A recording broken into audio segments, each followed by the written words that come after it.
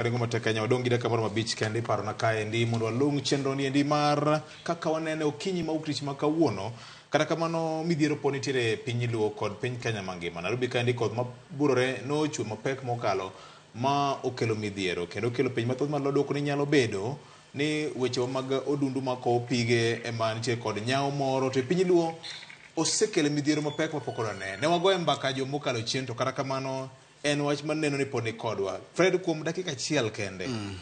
Nairobi kae ndi neno ka gima gini kore kochako sieko nde. Kendo koro lich ahinya. Omoyo wa oko. Kata ka waywago gwenge wa makaluo taparo ni adier mantie ni gavana ma Nairobi John Ndie tich. Kendo en achiel kuom gavana ma okelo wich kuot ne joma tindo.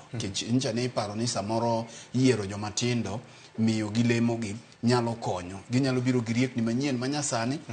To aneno ka samoro kare mana kaka jakom ne wache ni inyalo yiero ng'ama tin to kare kit mare ma tich por chalo kaka mang'ongo nikech gik matimore gi rach ni boma ma Nairobi podo ohula ywero nego ji kendo ywero mwandu ji kendo wuoth bedie matek kech kanoseneno gigi to ncho nonego bed ni unblocking kata golo loso ywero chuodho momoke odundu mago ohula e boma ma Nairobi boma maduong' machalo kama ne konyo.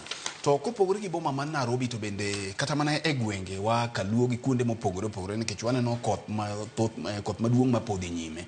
Ka nitiere oulni moko ma samoro inyalo ywer manyalo miyo koth baro kendo kelo kethruok malach gi ngima ji. Mana kaka wasego yemba nikech ma en thuolo mar adek ma wawuoye wacho ulani.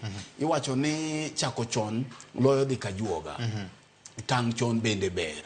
En thuolo ma paro nonego bedni watang'ie chon, en thuolo monego bedni wang'i mana kaka juma mokalo ncha ne wadoye iye malach Victor.